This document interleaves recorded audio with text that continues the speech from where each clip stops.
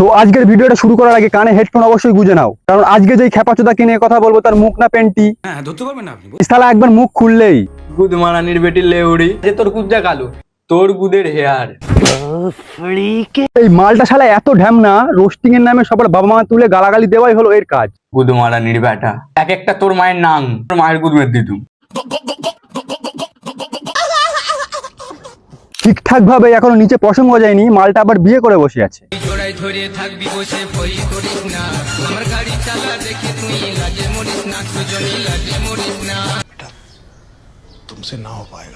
Roasting এর নামে মানুষকে কেমন বাজে বাজে গালাগালি দেয় সেটা তোমরাও একটু দেখে নাও। হাওড়া জেলার ছেলে মেয়েরা আমাকে কমেন্টে দিচ্ছে অনেক গাল। আর এর বোনের গুদটা পুরো সুয়েজ খাল। কিছু পারি আর না পারি, সিরিয়াস মোমেন্টে হাসতে পারি। হ্যালো ভাই, হ্যাঁ রে ভাই, ওই যে কালকে যে মালটা নিয়ে গেলুম রে 150 টাকা দিয়ে, হ্যাঁ হ্যাঁ হ্যাঁ, আরে ওই মালটার তো আমার ভেতরে মাল পড়ে গেছে, আরেকবার ফেলে দেবো? আচ্ছা ঠিক আছে ভাড়া। এই মেয়েটা না কোনো ডবল মিনিং কথাবার্তা বলেছে, না কোনো খারাপ কথা বলেছে, তারপরেও তুই মেয়েটাকে কি বলে রোস্ট করলি?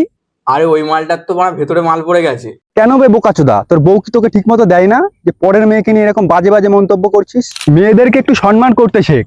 আরে বাড়া, কাকে বলছি যে নিজের বউকে ক্যামেরার সামনে এনে এরকম এরকম দেখায়, তাকে বলছি মেয়েদেরকে সম্মান করতে।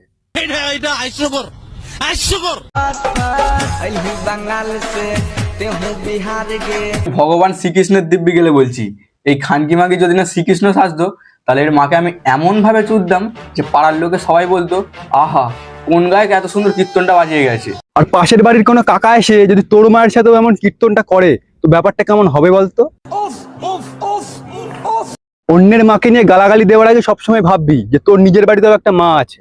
কথা কি ক্লিয়ার না ভেজাল আছে? এক পুরুষে আসক্ত ছিল যারা, মাছ ছাড়া কিছুই পায়নি তারা। বলছি তোর বাবা আছে তো?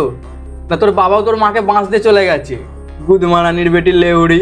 আরে লেওড়া, এই খেপাচোদা রোস্টিং মানে এই শুধু বাবাকে আর মাকে তুলে গালাগালি দেওয়া, এটাই এর কন্টেন্ট।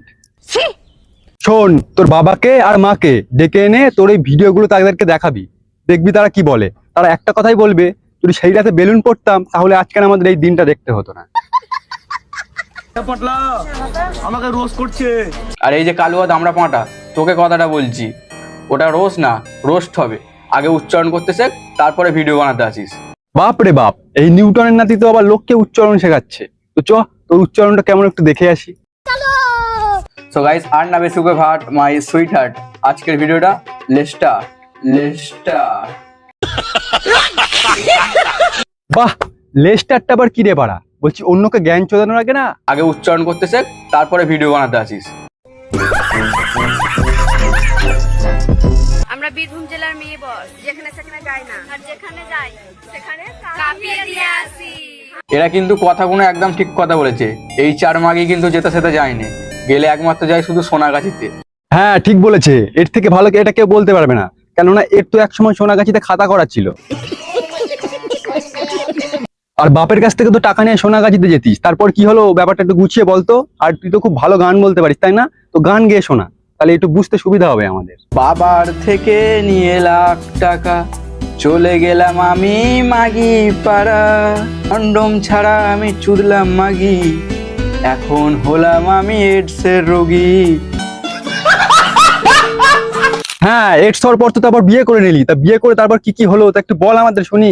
বাজারে গেলাম আমি কন্ডম কিনতে, আসল কন্ডম আমি পারিনি চিনতে, নকল কন্ডম নিয়ে এলাম বাড়ি, বাড়ি এসে বিছানায় দেখি ল্যাংটো নারী।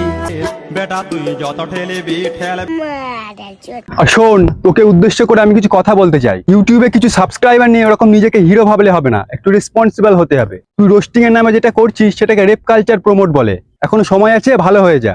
আর সত্যি কথা বলতে কাউকে আমি অত বেশি জ্ঞান চোদাই না, যা করছিস করগে যা। আর ভিডিওটা যদি ভালো লাগে চ্যানেলটাকে অবশ্যই সাবস্ক্রাইব করে নাও। বাই।